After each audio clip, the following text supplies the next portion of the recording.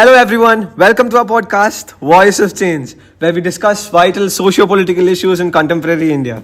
Join us as we navigate the complexities, triumphs and ongoing discussions surrounding the protection and the empowerment of minority communities.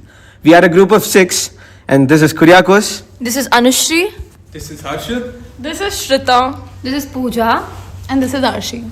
And we'll discuss the debate surrounding the recognition of minority rights and its implications for liberal democracy, focusing on the analysis of Scheduled Castes and Scheduled Tribes Prevention of Atrocities Act of 1989.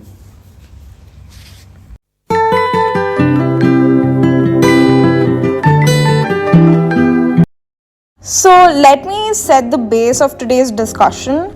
Basically, Dr. B.R. Ambedkar's advocacy for minority rights, particularly Dalit rights, and his critique of the Hindu caste system have had a significant impact on the formulation of laws such as the Scheduled Castes and Scheduled Tribes Prevention of Atrocities Act 1989.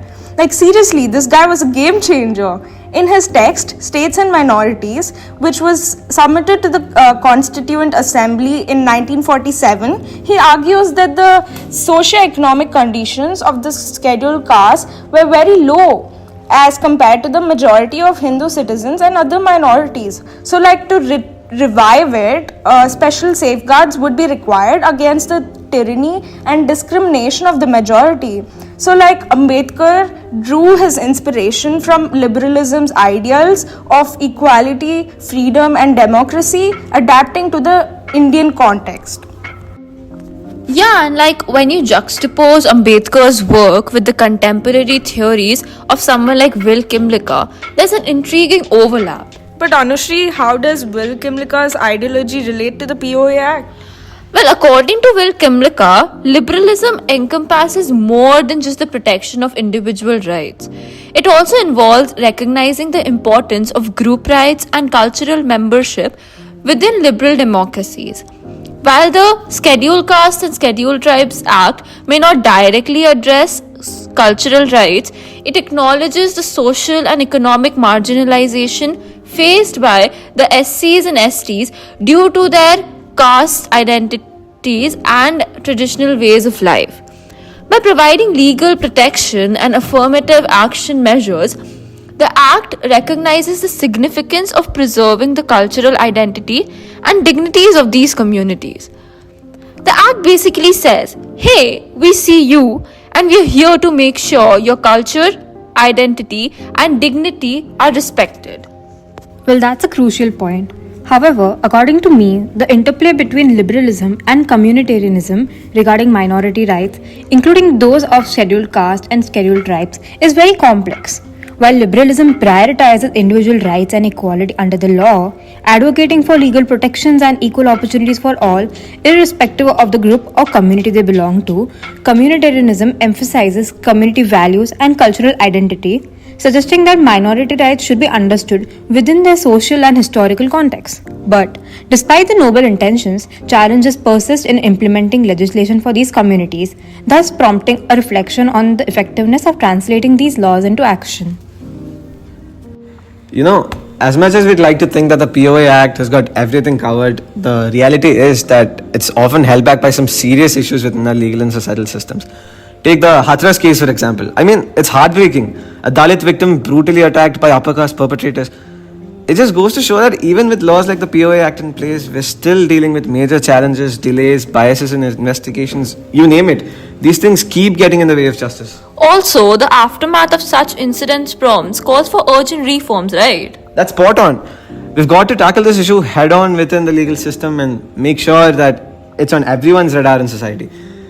We also need to step up our game in fighting caste-based discrimination and making sure that justice isn't just a buzzword but a reality for all marginalized communities. Oh yeah, I remember this one clip about this case in the news. It's about the deceased family members and the villagers being interviewed. The brother is actually explaining the family's unpleasant situation after her death, whereas the villagers are still supporting the rapists. Let me play it for you. अभी यहाँ के जो सर्व समाज के लोग हैं वो आरोपियों के पक्ष में खड़े हैं, आज भी खड़े हैं, वो पहले से भी थे। कौन सा इंजाम लड़की ने लगाया? परिवार ने जो लगाया, हाँ वो सब झूठे हैं। सब बेकार झूठे। कौन तंग करता औरत ने? कोई नहीं तंग करता। औरत बैठी है चांद पे और हम काऊ करते मरे जाए। जो 2 साल पहले हुआ फिर उसका का वो का चुनाव है वो? ऐसे ही था वो, और का ऐसे ही बना दिया था, और का सच नहीं था वो। कहूँ सच ना हो। उन लोगों को ये नहीं दिख रहा है कि किसी बेटी के साथ गलत हुआ है।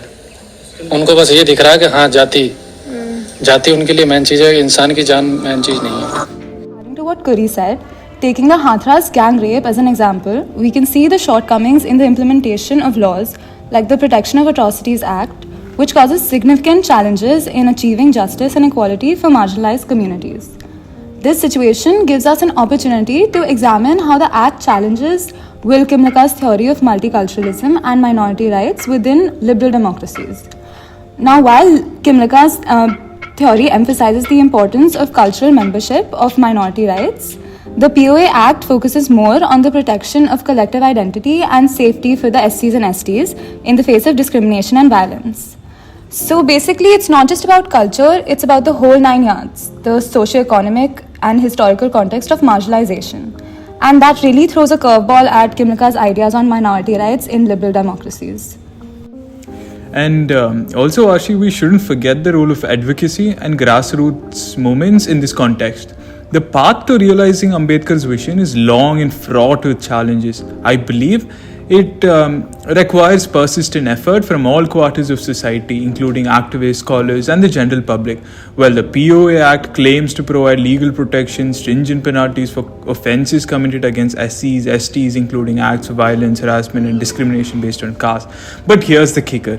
Despite all that, we're still seeing cases of caste-based violence and discrimination popping up all over India. It's like, what's the deal, man? We've got the laws, but clearly we've got a long way to go in making sure they're actually enforced and making a difference on the ground.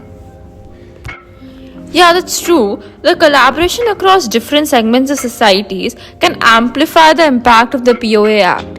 Like by combining legal reforms with societal change, we can move closer to a reality where the rights and dignity of SCs and STs are genuinely protected. Continuing from where we left off, it's important to address the specific mechanisms through which we can enhance the Act's implementation. This isn't just about legal amendments, but also about how these laws are enacted on the ground. We need to ensure that the police, judiciary, and public officials are not just aware of the Act, but are also committed to its enforcement. 100%. We have to get real about training up our law enforcement agencies and judges. Like, seriously, they need to get clued in and show some empathy when it comes to dealing with cases involving SCs and STs. We're talking about specialized training here, the kind that gives them the lowdown on what's really going on and how to handle it. Because, let's face it, if they're not on the same page, the whole purpose of the Act just stays stuck in the textbooks. And this is where civil society and NGOs can step in. They're like unsung heroes, you know. They can play a pivotal role in both advocacy for better implementation and in creating awareness among communities about their rights under the POA Act. Because let's face it, there's a huge gap in awareness out there that needs to be bridged. Indeed, community engagement is a key element. Mobilizing community leaders and leveraging social media platforms might help spread awareness more effectively. But guess what? That's not it. We also need to ensure that these communities have access to legal aid and support whenever needed. Empowering them to stand up for their rights is essential. So, Harshit, that brings us to another critical aspect, the role of education. Embedding social justice and the history of caste discrimination in the educational curriculum can play a transformative role.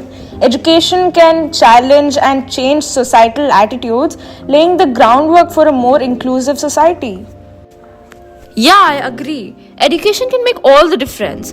But let's not overlook the potential backlash and resistance from various quarters of society. Like any effort to amend the Act or use it more effectively will face challenges. To effectively address these challenges, we must adopt a multifaceted strategy that emphasizes constructive dialogue and genuine reconciliation, complemented by resolute legal actions against any violations. The path forward is indeed complex and filled with obstacles, but it's heartening to see the conversation evolving. From discussing the Act's provisions to exploring ways to implement it more effectively and discussing broader societal change, it's clear that we are moving in the right direction. Yes, that makes sense. But is this enough? We're definitely making some headway, of course, but let's not kick back just yet. We still have a long way to go. We've got to stay on our toes, keep speaking up, and take action when needed. Remember what Mahatma Gandhi said, the future depends on what you do today. So let's keep the momentum going, stay true to the spirit of the POA Act, and make sure that we're not just talking the talk, but walking the walk when it comes to protecting the rights and dignity of SCs and STs. Okay, to sum up, our collective efforts should be aimed at creating a society where the POA Act is not just a reactive measure, but it's part of a broader, more proactive approach to eradicate caste based atrocities and discrimination. This includes legal reform, societal education, and most importantly, a shift in societal attitudes. Absolutely, guys. The ultimate goal is to reach a point where such an act is no longer necessary. More like a society where equality is not just a principle enshrined in law, but a reality experienced by all. Until then, our work continues, inspired by visionaries like Ambedkar and fueled by the collective will of justice and equality. Reflecting on our conversation so far, it's evident that while the Prevention of Atrocities Act 1989 provides a strong legal framework, its success hinges on a collective societal will. But guys, a key area we haven't yet touched upon is how technology and social media can amplify our efforts to educate and mobilize support for the Act's objectives. Yeah, like technology offers unparalleled opportunities to raise awareness and foster a culture of inclusivity and respect. Social media campaigns, online educational platforms, and digital storytelling can vividly highlight the challenges faced by SCs and STs, creating a broader base of allies who can support the cause and press for action. While technology is a powerful tool, we must also be wary of its double-edged sword. Misinformation and hate speech can spread just as quickly, sometimes undermining the very causes we aim to promote. Therefore, digital literacy and critical engagement are essential components of our strategy. This really does underscore the need for a comprehensive approach, as it should combine legal reform, education, technology, and grassroots activism. Each of these elements reinforce the others, creating a robust ecosystem that can address both the symptoms and the root causes of caste-based atrocities. And also, let's not forget the importance of empathy and personal transformation in this journey. I agree that changing laws and policies is crucial, but so is changing the hearts and the minds of the people. Every individual's commitment to equality and justice can contribute to a sea of change in societal attitudes. That's a vital point. The fight against caste discrimination and violence is not just the responsibility of those who are directly affected.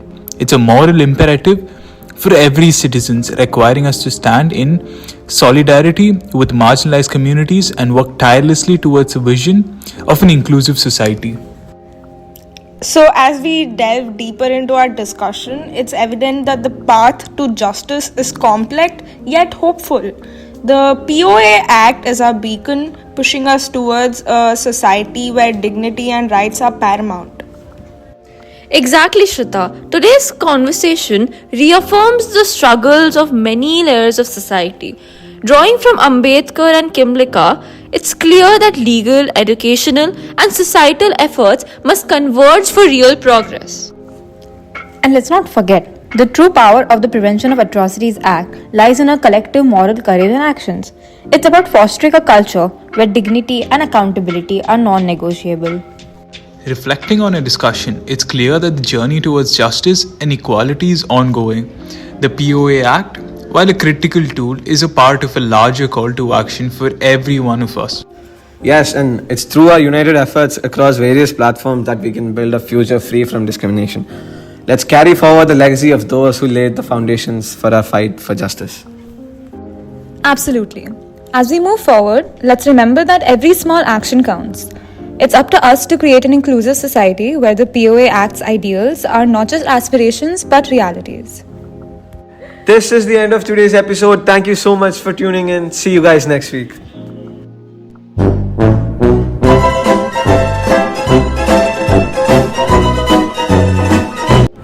Okay, so now for the closing credits. We split the research into 6 parts and formulated our own arguments. Afterwards, we collaborated to combine our research into one cohesive script. Then together we recorded the podcast and worked on editing it as a team.